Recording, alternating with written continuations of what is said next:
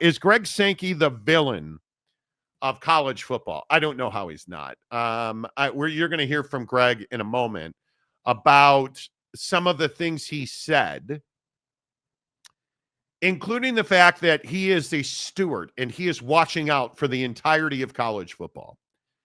And he got crushed for this yesterday.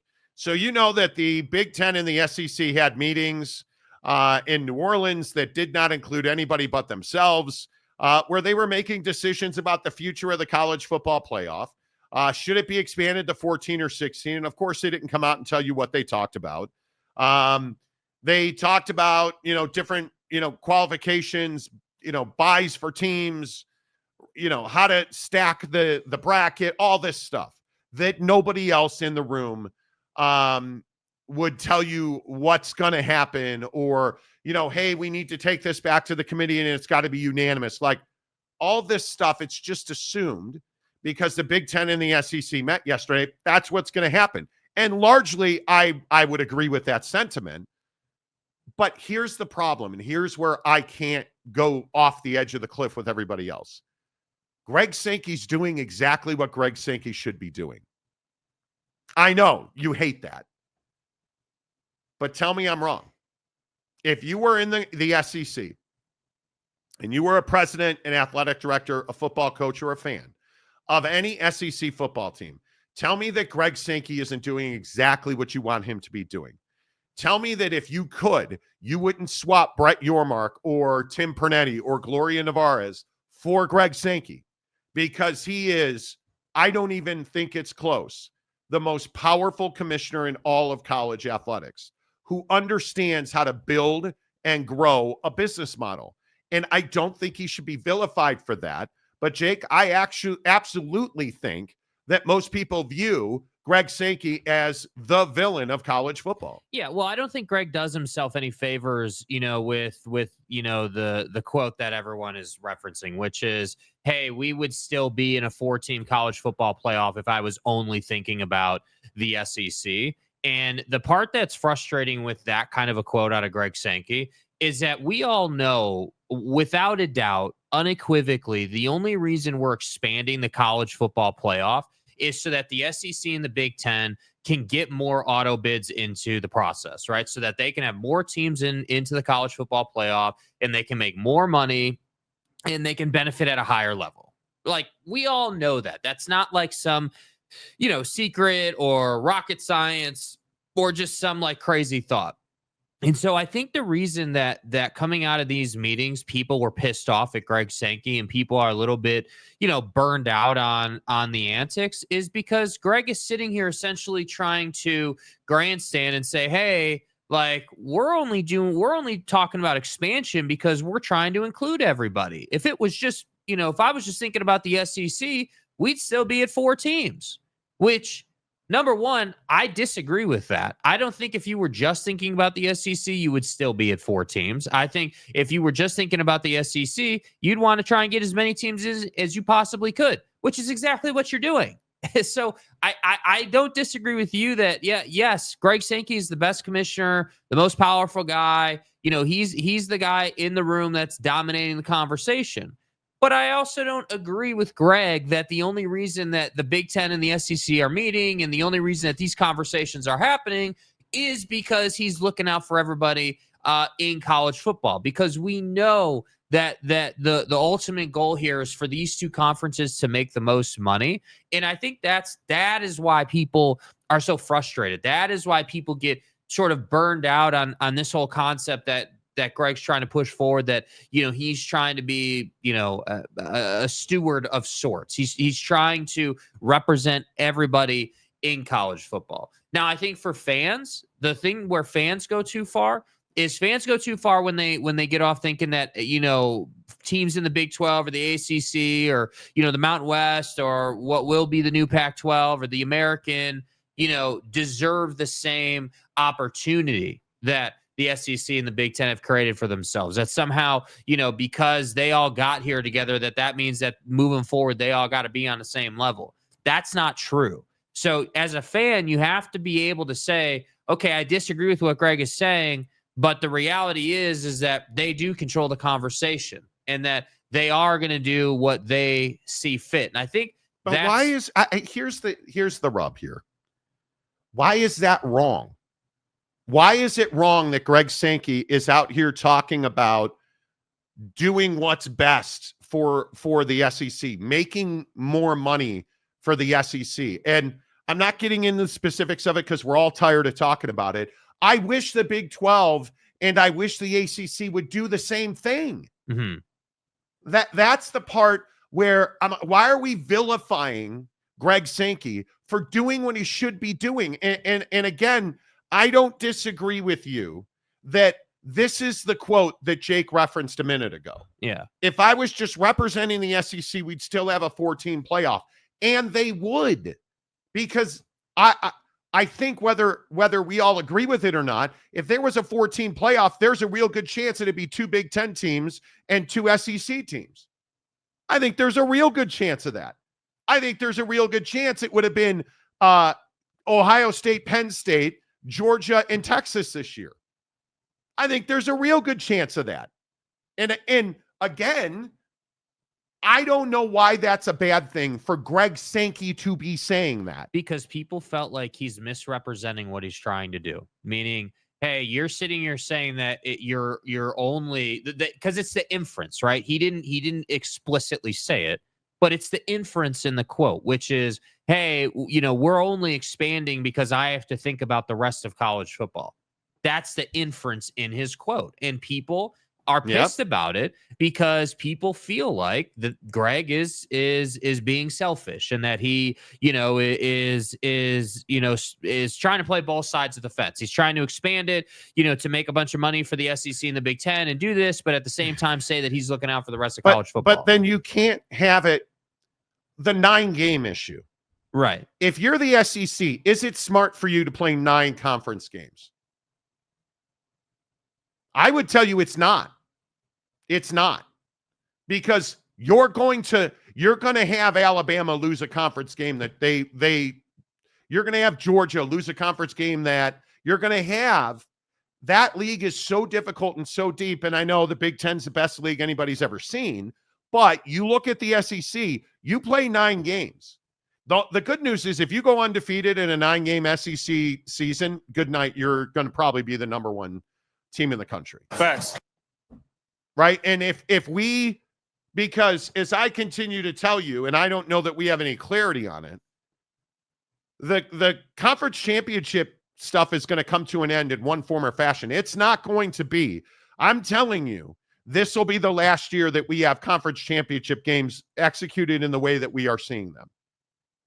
Because the Big Ten and the SEC are no longer going to allow their championship game to damage a team's ability to get into the college football playoff. Right. That's not going to happen anymore. And you are going to change the way that they do that. 9 games, I think that's probably going to happen, and I can see both sides of it. I don't think it's good for the SEC, and I think it's fantastic for the SEC, but what does it do? It eliminates another non-conference game. That's what it does. Right. And they shouldn't, let's be honest. Should Alabama have been playing Mercer in November? No, absolutely not.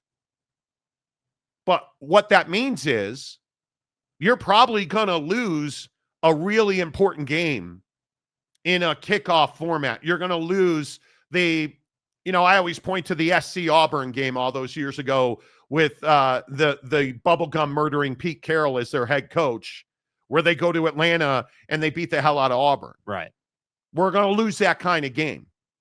Because if I'm playing 9 SEC games, I can't afford to play a Notre Dame. I can't afford to play a USC style of game. So I see it both ways. The other thing that I think you better understand here is, I think that if you are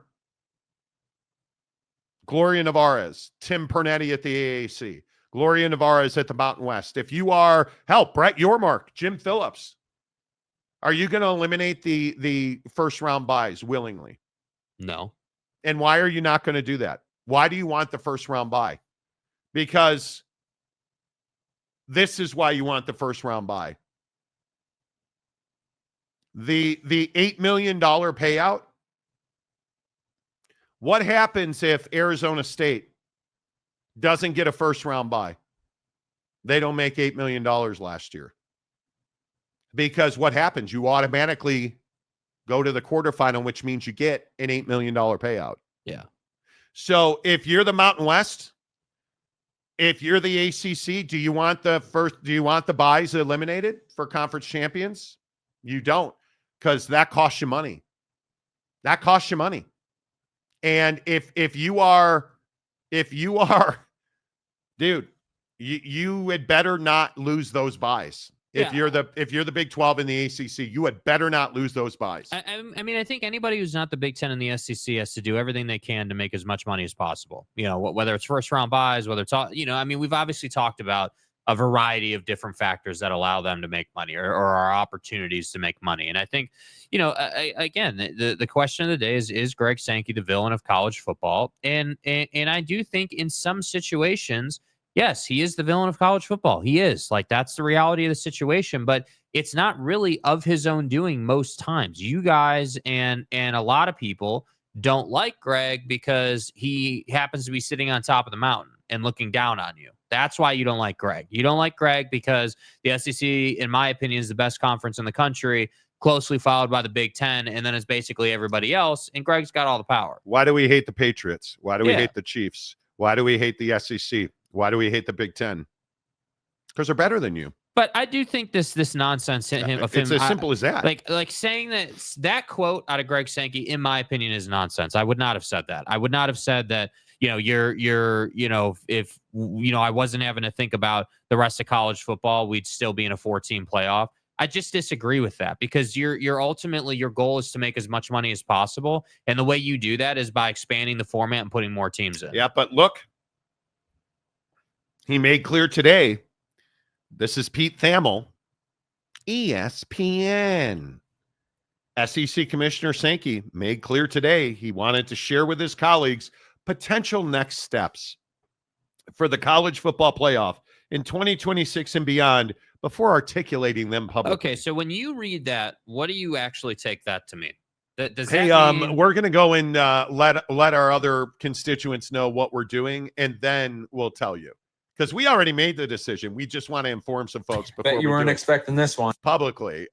You know, that's what it means, dude. I mean, we just we're gonna run out a boardroom and we're gonna tell everybody, you know, what the plan is, and you know, we're gonna have a whiteboard meeting and we're gonna make sure that we have a bunch of graphs and stuff to justify it. Before we tell you how we're gonna screw the G5, we want to tell them in person. Yeah, that's what he's saying. Like, come on. I mean, but again. How did we get here? Because they won more games than you did. And the Big 12 is a great example of this. The ACC is a big example of this. You guys were busy in court.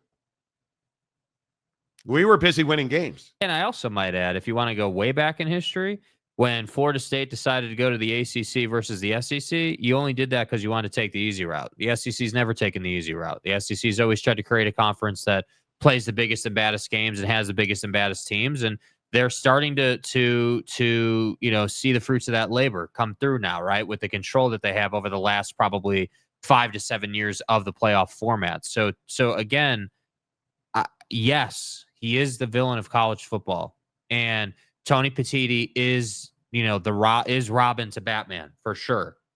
But that doesn't mean that you should be out here saying things like, hey, Greg Sankey is just trying to screw all the little guys and is just trying to look out for himself. I think that Greg Sankey, yes, is going to prioritize the SEC. And we've heard that through a variety of different clips we've played on this show, right? But at the same time, when you're prioritizing the SEC and the Big 10, the little guy plays a role on some level. You need the little guy on some level to facilitate what you're trying to do. Well, and I've told you the right way to go about seeding the college football playoff is not to have first round buys. And it makes too much sense for the SEC and the Big 10. And you look at what Tony Petitti and Greg Sankey said yesterday, they want seeding based directly on rankings and no automatic buys for conference champions. So guess what we're going to get? That's what we're going to get. Yeah. And I think this is where Brett Yormark is going to have to show some balls and some chutzpah here, because it would be easy to roll over and lay down, which is the absolute wrong thing to do. Right. Because what I could see happening, and what I've heard that I think the Big Ten and the SEC are going to do, is I could see them having their own, I don't know, is it mini tournament?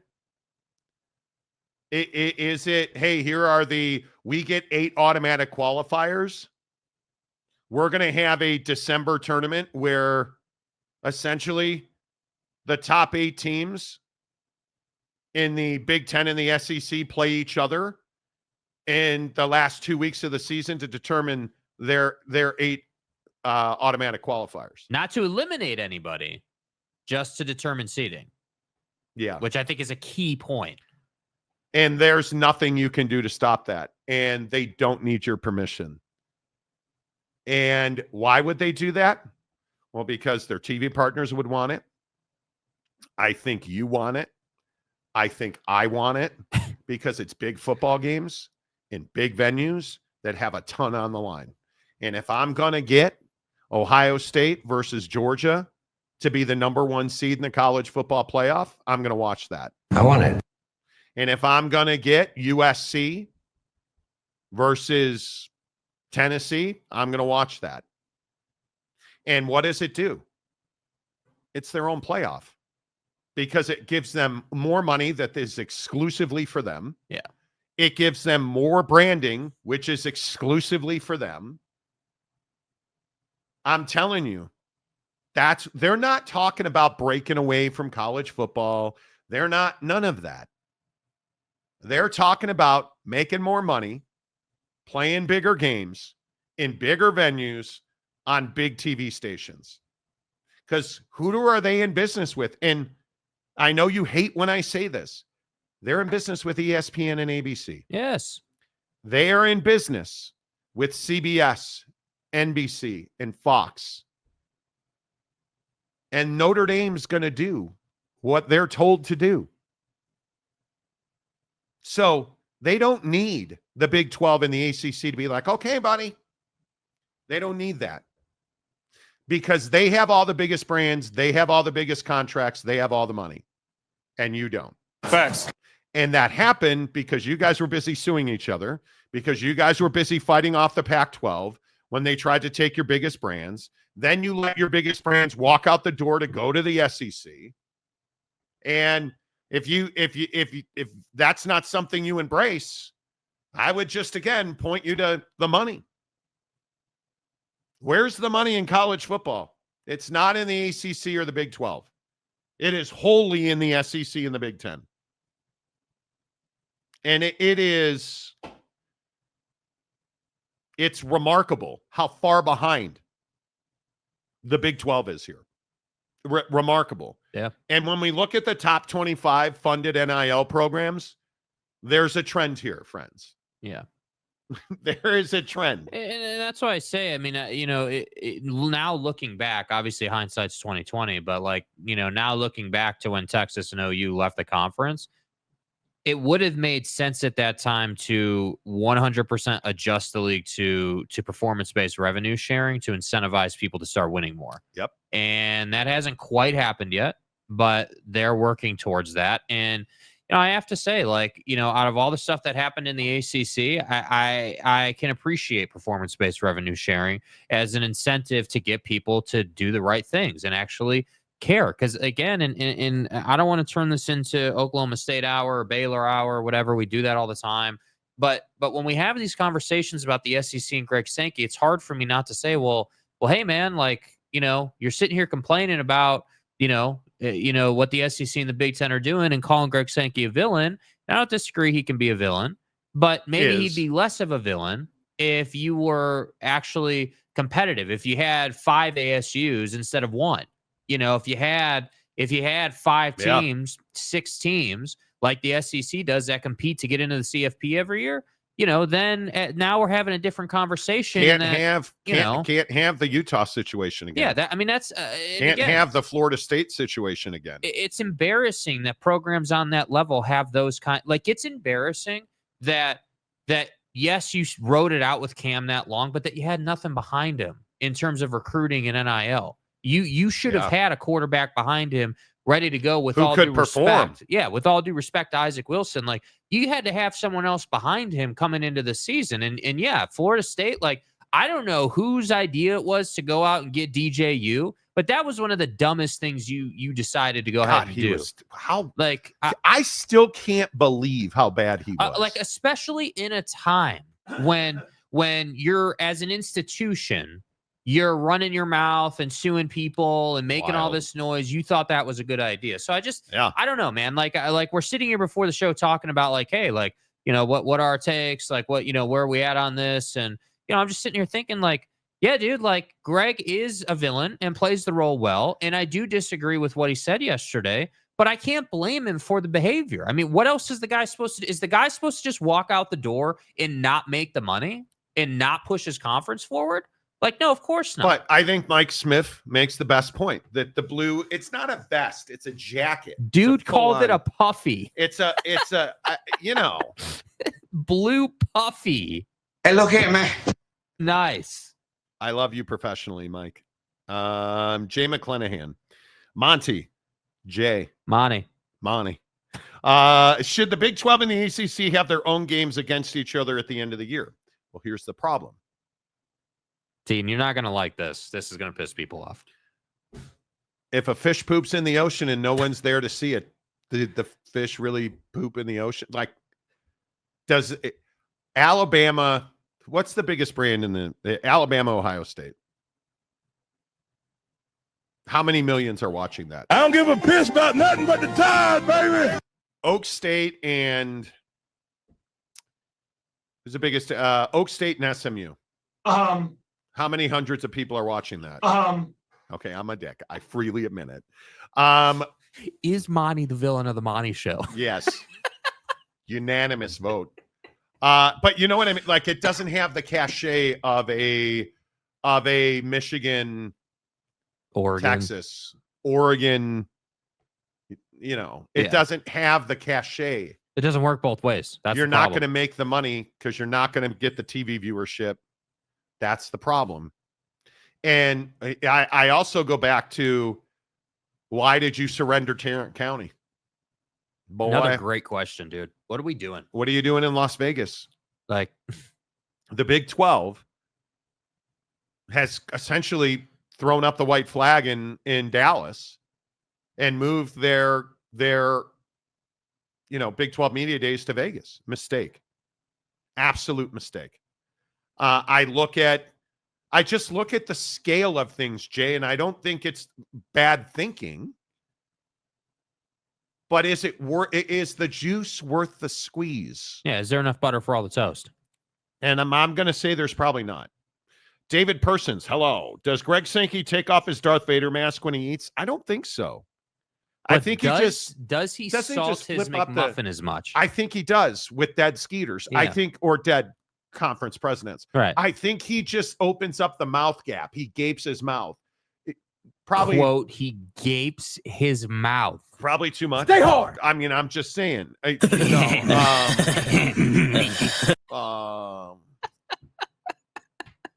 And donuts. Mountain State's 50 degrees next week. 50 degrees this weekend.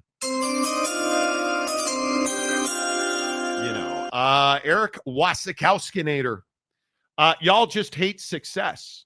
That's why the G5 is irrelevant. Big 10 SEC are in control. 14-team playoff would make sense. Totally agree. You hate him because you ain't him. Yeah. And it's what we do in sports, right? Greg Sankey's not a villain. He's an incredible administrator. That's the truth. That is the truth. Greg Sankey is excellent at his job. And if you are a fan of, I'm a fan of Notre Dame, I wish Greg Sankey was a commissioner of the conference at work. Well, we're not Notre Dame, our mother. Not in it, but you know. And pardon me. Yeah. If Myar and we were in a conference, I would want Greg Sankey to be the commissioner of that conference. I think Greg Sankey's elite at his job. You don't have to like him, but he's good at his job. Big Papa War Machine. It's not for all of college football. If the ACC and Big 12 had a few schools get it together and only lose one game, then there's a good chance all their teams get left out because of the depth. Well, I don't know that there's a good chance all of their teams get left out. I think there's a good chance that only 2 or 3 of their teams would get in at that point. But in fairness, I'm not sure the Big 12 and the ACC are capable of getting it together at this point. Just couldn't leave it alone, could you? But I'm ready to get hurt again. You're ready for Kansas to break your balls. Dude. And truly, I ask you, let's wind the clocks back. Mm-hmm. And I'm not really in the what if game. Let's wind the clocks back a year. Yeah, I'm not really in the what if game. I don't live in a what if scenario. But if BYU and Colorado had beaten Kansas, does ASU get into the college football playoff? Yeah. Do both, and this is the real where the rubber really meets the road. Yeah. If BYU and Colorado had run the table at the end of the year, they meet in the conference championship game. BYU wins the game. Oh. Colorado wins the game. Coach Prime's in. Is BYU in? Can't say yes for sure. In God's name, image, and likeness. Let's wind the clocks back. Mm-hmm. Let's wind the clocks back a year. The guy you know that I love irrationally. You got to get stroked. Lane Train and his hot-ass younger girlfriend. Honestly, I'd start stroking guys. I would. Monty, his girlfriend looks like she's 12, but it's not a problem. Well, you know. If Lane Train had run the table, if Jalen Milroe actually knew how to throw a pass. God. And let's say Georgia, Bama, Texas, Ole Miss are all undefeated. And Vanderbilt. Shut up. I bet. And do you think those 4 teams get in? I have no question about it. Yep. I don't care what happens in the conference championship game. Texas, Georgia, Bama, and Ole Miss are getting in. And SMU would not have gotten in. And Boise wouldn't have had a bye. That's why we have fine, Mom. Right? But I go back, excellent drop for once in your life. I go back to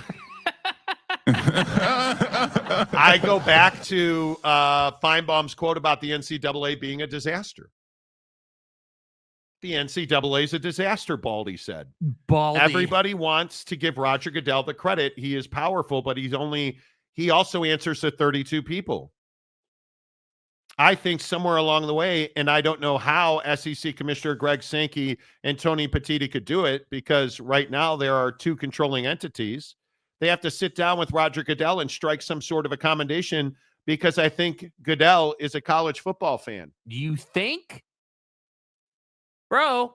Again, and I know, again, I know we're seeing the stretch points that we know would be there, but I actually think there are as or more volatile than we thought. Right? Is what Greg Sankey is saying. Now we have a whole different conference dynamic. So what happens? Tie all this together. Everything's volatile. Greg Sankey's the devil, and he's in control of college football. The automatic qualifiers, they're going to be 4 for each of them. Right? That's 8.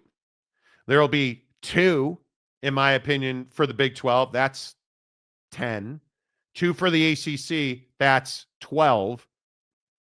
1 for the G5. That's 13. And then 1 at large, which essentially is going to be the Big 10 or the SEC. That's 14. Because it's all part of the plan. There's no reason to go to 16. Right.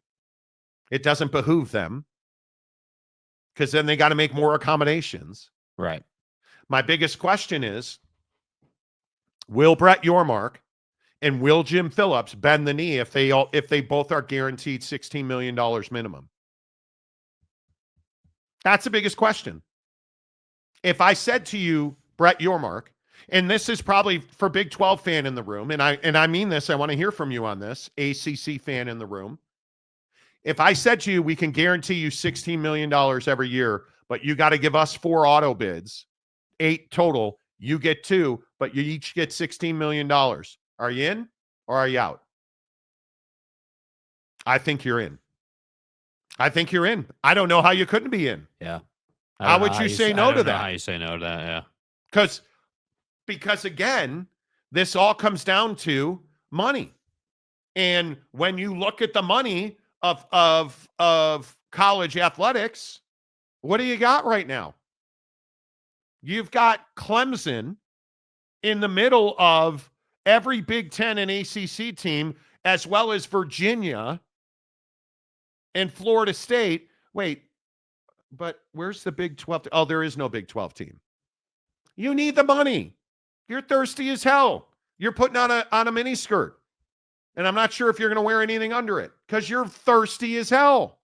You need the money. So you're going to say yes. You're going to sell out. That's what you're going to do. It is what it is. Yeah. You know, Greg Sankey has bald fraud energy. Could be. Jimmy Otson, I think Lane Train is back with his hot ex-wife. Is he really? I hadn't seen that. That'd be disappointing. Norge Coog. So you're saying that Yormark couldn't do as good a job were he the SEC commissioner as Sankey has done. Sankey walked into a more advantageous situation. Okay. No. What did Greg Sankey do? Greg Sankey landed Texas in Oklahoma. He landed a much more, and everybody talks about the money in TV deals. The money for the Big Ten is fantastic. But is it nearly as dynamic of a deal as the SEC has with ESPN and ABC? It's not, because what did the ESPN ABC deal allow Greg Sankey to do?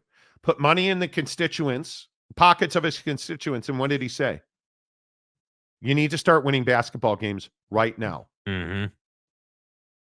Because he understands that being on ESPN and ABC every week, being on ESPN.com, being on ESPN Plus, having your 4th and 5th tier games on ESPNU,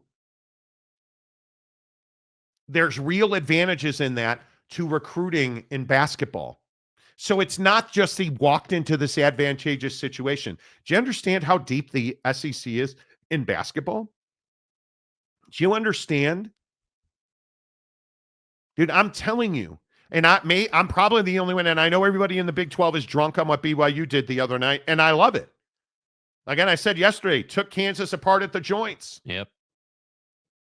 But Mizzou just beat Alabama. Mizzou just won another game against the top 5. The SEC is the best basketball conference in the country today, right now. Yeah, we'll see how it plays out this year. But yeah, they're looking pretty good. Looking pretty good. I mean, if you look at the SEC, and I know nobody wants to talk about it. And what are you talking about, Monty? Okay. Well, what's the biggest problem with ACC basketball right now? North Carolina sucks. I don't have good things in my life. The issue is you've got SMU, Wake Forest, Clemson, Louisville, and Duke all in double-digit wins. The rest of the conference is single-digit conference wins. That's the biggest issue. The biggest issue is you only have 4 20-win teams in the ACC right now. Right? So if I go to the SEC, and I mean, you look at what's going on in the SEC, and you start looking at the fact that they've got 6 20-win teams. 6. Not 5 or 4, 6. And they've got 2 more 19-win teams. And did I mention that they've got 2, 4, 6, 8 top 25 teams in the SEC. That's called depth. So let me get this right. You've only got 3 double-digit conference win teams. But you've got 8 in the top 25. And that includes a 7-6 Mississippi State team and a 7-6 Kentucky team who's ranked 17th and 21st. Yeah. That's a good league. And if you haven't noticed, I'll make the case for Missouri because I'm probably the only one. They beat Kansas when Kansas was number 1 in the country, right?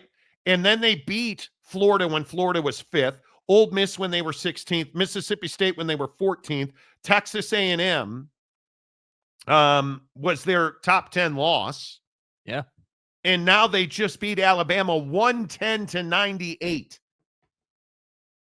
A lot of points in college basketball. God damn. That's unbelievable. And now the other issue is that they're really looking forward to that Kentucky win because they've got what they have left on their schedule is Arkansas on the road, and Arkansas is not going to be easy, even though they're 4-9. That's a 15-win Arkansas team, but you would think Mizzou would win that. Like they're gonna put multiple teams into the Sweet 16. That's where I'm going with all this. So you can say that, well, hey, Greg Sankey, he got a much more favorable opportunity, Monty. Well, I would tell you, I don't care the opportunity you were given. It's what you do with it. And I'm not saying you want to talk about Brett Yormark. I think Brett's a great commissioner. I think he's doing the best that he can do with a conference full of apathy. Yeah. Right? When your major football brand is cutting the head coach's salary and publicly saying they did that so they could spend more money on players, that's called apathy. He's in a really tough spot, Brett Yormark. Really tough spot. Yeah. So, and I think, again, I'll go back to Deion not getting the Cowboy job. Thank goodness, if you're a Big 12 fan, that Deion didn't leave. So, is what it is. Let's see. Mike Smith, they would have loved if Colorado would have won and made the college football playoff. Oh, my goodness. How many people would have watched that game? 100%. Come on now. Paul Bagansky. Hey, Bagansky. Where have you been? I have not said Bagansky in too long. I have a lot of energy today. I got 7 hours of sleep. It is simple. If the SEC is required to play 9 in-conference games, then the SEC expands by 4 teams to beat up. Well, SEC wants football in Virginia and North Carolina. Yes. That means somehow getting teams out of the ACC contract, which I just don't think how that happens. Dude. Yeah. And if North Carolina is going to leave, and we have been told this directly by people involved in the situation, if North Carolina is leaving, they're going to the Big Ten. Yeah. It truly is as simple as that. Yeah, it's not rocket science, dude. So I think it is. Again, anytime you start going down, hey, ACC team's going to leave before their grant of rights is done, I just don't know what you're looking at. I have no idea what you're looking at. And, like I look at this. Yeah, that's a really good point. The leverage, a TV industry guy of mine that is watching the show, the leverage that the SEC created by being the biggest conference in business with the best TV company is immeasurable. And I think that's very true because you're not, if you're the Big 12, are you thriving across the board? If you are the ACC, no, you're not thriving in the ACC right now. But if you're the SEC, even in the Big 10, are you thriving if you are the Big 10 across the board? Well, Monty, we've won back-to-back championships. No Monties. But we're not talking about the top. We're talking about across the board. Because that's where you win. You win from the middle down. And I continue to, when we're talking about the finances of college athletics, you win from the middle down. Because every conference has the elites, right? The middle down is where you determine what kind of conference are you. Are you a good basketball conference right now in the Big Ten? Can you really sit here and tell me that you think and this is with Michigan having a really good basketball season, inexplicably, right? Michigan Somehow. is 20-5. You've got 5 teams ranked in the top 25. But you have real depth in the Big Ten in basketball. But are you a good basketball league? You're good, you're not great.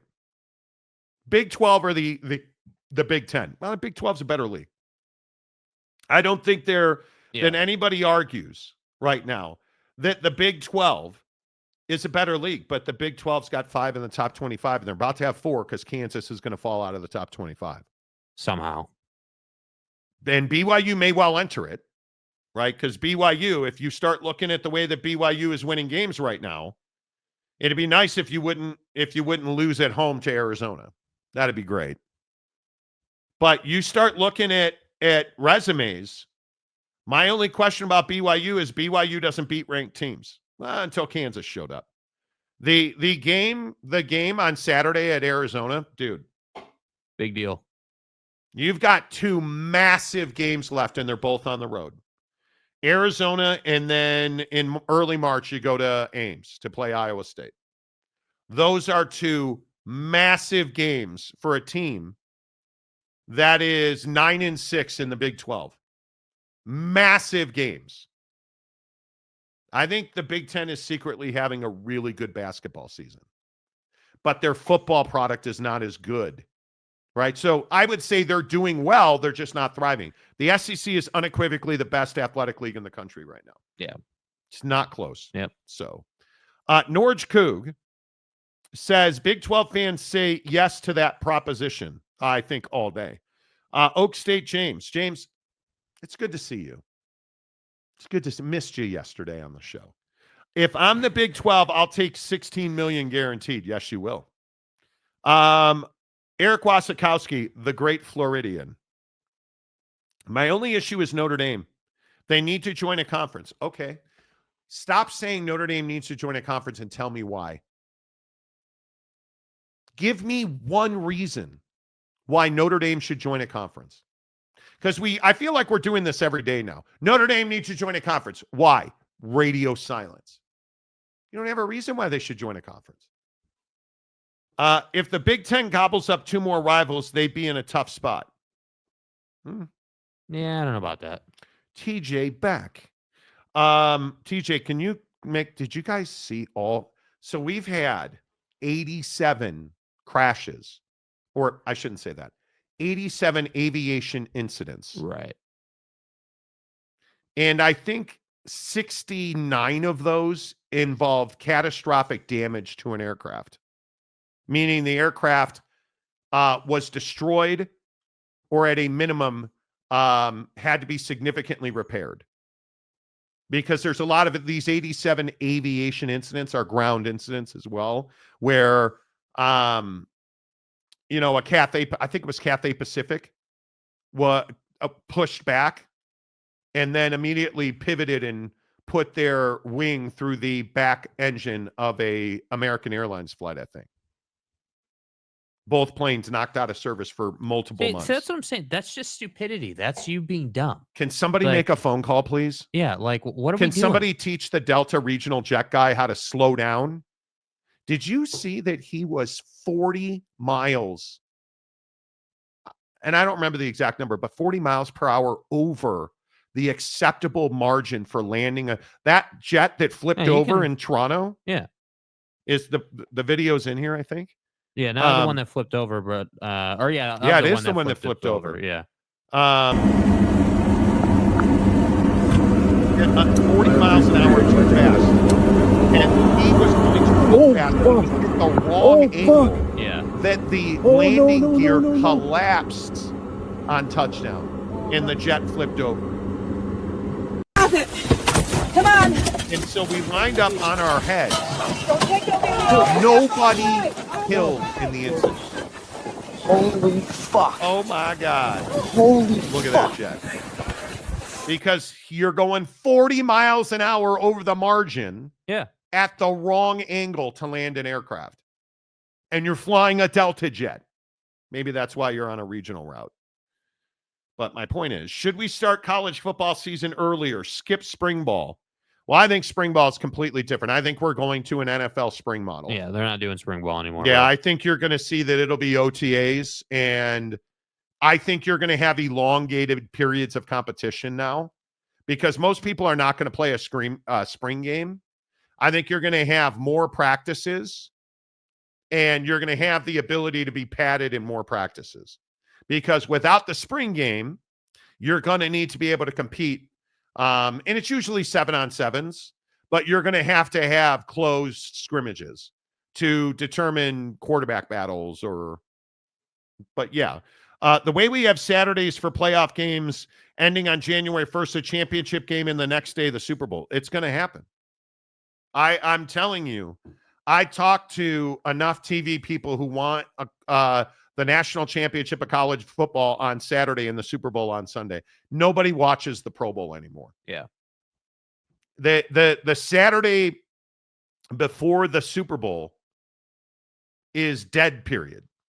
Like it's not because the Pro Bowl's one weekend. It used to be the Super Bowl was played and then the Pro Bowl was the next weekend. Nobody would go play. Nobody from the Super Bowl would play in the Pro Bowl. So they flipped the script and they play the Pro Bowl and then the next week in the Super Bowl. I think there's a real chance that the Saturday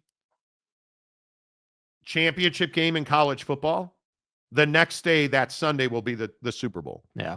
I think there's no doubt that that's coming. The Hawaiian golfer, see what mood you're in today. Look at what Sankey has turned the basketball arm of that conference into, let alone beat down Missouri, put on Bama last night. Huge. Big Ten has 7 20-win teams. Remarkable. Michigan State and Michigan are the top 2. How long does Tom Izzo have left? I believe in the power of Brett's jawline. I do too. You know. But Brett Yormark is playing with 2 legs and 1 arm tied behind his back. Because, again, you can't have the Oak State travesty. You can't have the Utah failing. You can't have Baylor keeping Dave Aranda. Like these decisions, and it's got to happen sooner than later. You've got to make it performance-based compensation in the Big 12. Where if you are going to not win a conference game, we're not going to pay you money out of college football. 100%. We're not doing it, period. The SEC are putting their football money into basketball NIL, and that's how they are now winning. Well, why isn't everybody doing that? And I would remind people, NIL is one pot. It's not like they're like, okay, here's some football money. NIL's one pot. Yeah, who are you, Arizona? Exactly. You know. Brandon Butler, if this happens and the other conferences sell their soul, we are going to watch college football that we love die. Oh, it's going to happen, I think. And I think you're exactly right.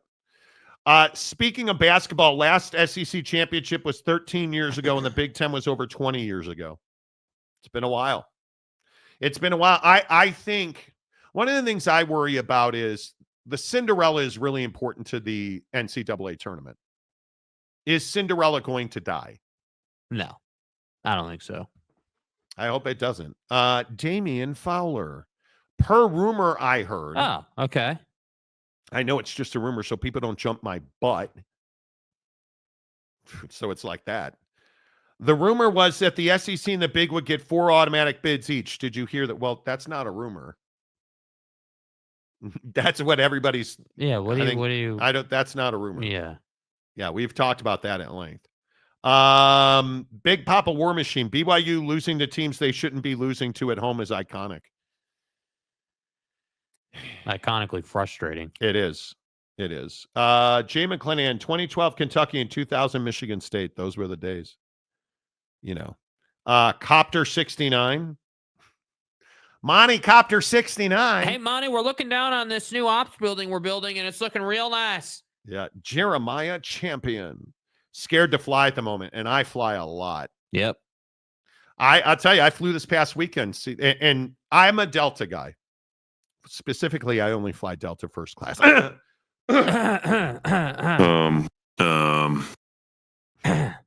I did something this past weekend flying home from Seattle that I never thought I would do. My wife was in coach. I was in first class. My wife did not want to pay for a first class upgrade. And at that point, one wasn't available. There you go. I want you to know I'm a terrible person. I thought about it the entire trip. You want to know how people are thinking about? I sat in first class Friday night in a terrible travel situation, terrible weather, delayed 2 hours, like awful. Sat on the runway for 40 minutes. I sat next to a dude that was Muslim. We pushed back from the gate and he started praying. Like he started doing like the Muslim bow and he was like doing full Muslim prayer. Across the aisle, like you had sign of the cross, there was a lady holding a rosary. And I turned around and looked back, and there was a dude full on holding a small Bible in his hand praying. Like, people are scared to fly right now. Yeah. And all the layoffs at the FAA and all the incidents, like, it's scary right now. Well, look, I think, not to derail the whole show on this, but I think that when you're flying, one thing you have to consider is, where you are and the circumstances around the flight. So, like, if you're flying at a really busy airport, JFK, whatever, O'Hare, LAX, you look at these really busy international airports, those are the ones where your risk is higher. There is just more volume going through the pipeline. And that's where shortages in the flight tower could get exposed. Now, I will also say that, when you fly internationally, that's a completely different situation than taking a domestic flight, right? Yes. Obviously, when you're flying on a big plane, what they call heavy, obviously, that's a completely different situation. You're going to have a real hard time having as a flight, as like a person in the tower, sending a heavy out on the runway when, like in mistake. That just doesn't happen. You notice all of these pilot errors and these crashes and things like that are typically happening on regional jets, either at night or if it's during the day, it's typically pilot error. So if you're flying internationally, I just don't think you have that much to worry about because rookie pilots not getting on those planes. But the regional ones are the ones where it's like, hey, we need to make sure. Let's go 40 miles an hour over the acceptable window. That's the first thing I saw in that video. Like when you're watching the guy try to land the plane, you notice the plane's going from a vertical standpoint. The nose, look at the nose. The nose is flat. That nose needs to be up. Yeah. And what you should be seeing is that plane gliding down, and it's not. And it is 100% pilot error. Yeah. That crash in Toronto was 100% pilot error. So, again, and this is, my girlfriend travels a lot for her job, and she's scared to fly right now. And I don't blame people for being scared to fly. But what I always tell people, like when you're scared about something or insecure about something, is we as people are insecure because we just don't know or we don't have control. And so it's like, hey, think about the situation you're in. Think about the plane you're flying on. What time of day is it? Where are you going? These are all factors. TJ Beck, Delta pilot came in hot. Pilot error. What he was trying to do was carry extra speed to counter the 40-mile-an-hour wind gusts. They should have been diverted or held until the wind died down. But they weren't. And there's air traffic control chatter about him going around. And so what TJ's talking about is there is wind shear. And in this case, it was a diagonal wind across the runway, which is a nightmare scenario. You can deal with if that wind is left to right, if that wind is north to south. Okay, I can manage. When it is a gust and it is diagonal and it is up. So it was diagonal and there were updrafts, which is almost impossible. And then you're on a smaller regional jet. How you offset that is think of a golf ball. When it's windy, how do you hit a golf ball? Well, you try to keep the trajectory lower. What that guy was doing was trying to go in a little hot to offset the wind. But in that situation, he wound up when the plane was actually on the ground. He wound up, that nose was what they were saying the term is negative. and he just hammered the landing gear. Yeah. And the reason that the plane flipped is the landing gear collapsed. So then the wing broke and the body of the aircraft rolled. Essentially, the left rear gear collapsed, and so the plane tilted, caught the wing, and the plane flipped over. How nobody died in that wreck, I have no idea. And how the body of the plane didn't break, no idea. It's socially acceptable now to clap when your plane lands. Yes, it is, dude. It is. Like, and when you've been a member for 18 months. Did Jake just lie about having a girlfriend? Political fact check that. I believe, and X is going to add a community note. Yeah.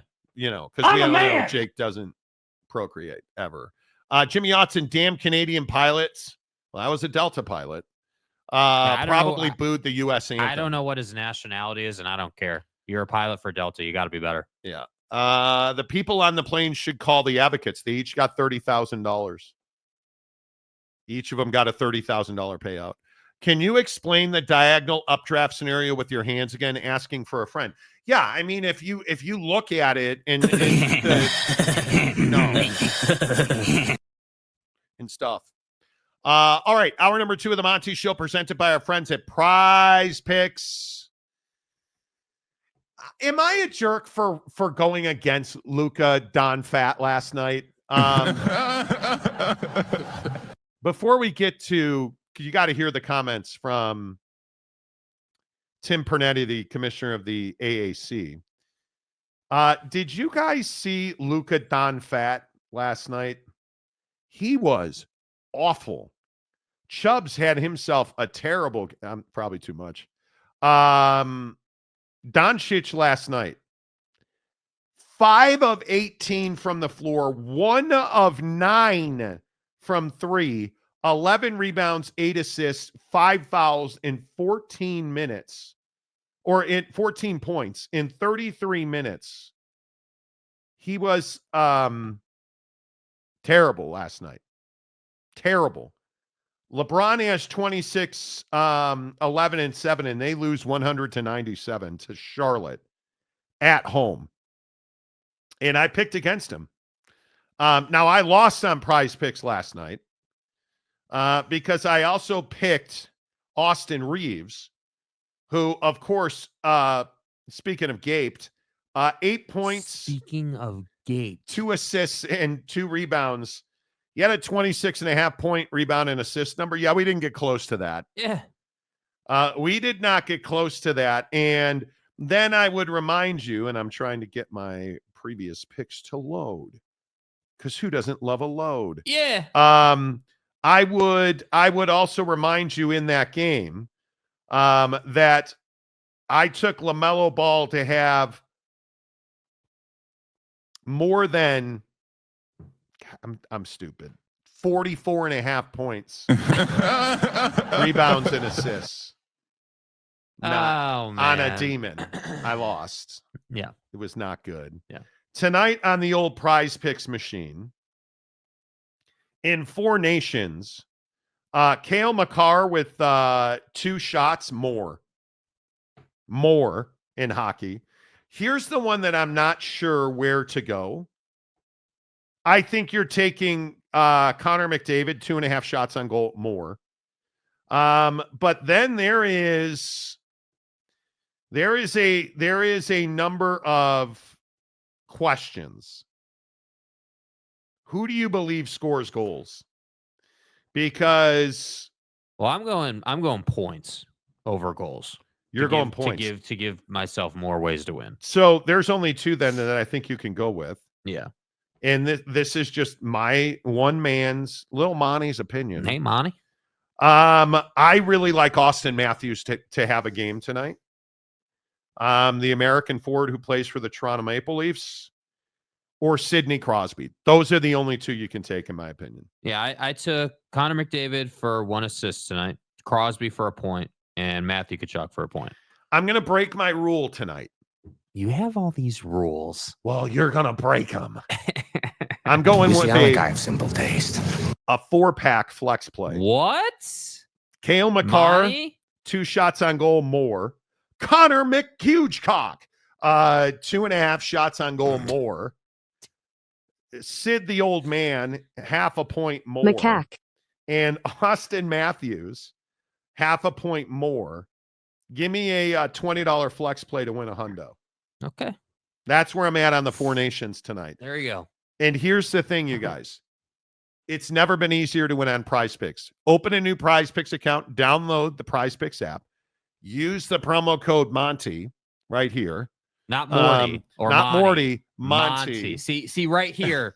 Right here. MONTY. Monty. Hey, Monty. Hey, Monty. Download the Prize Picks app. Use the promo code Monty to open a new Prize Picks account. You deposit $5, so I'll give you 50 more instantly. And it's really easy. Flex play, 3 picks. That means you only have to get 2 of those 3 right. You'll play for the entire basketball season, baseball season on that $55. Yeah. Because baseball is so much fun. I do love it.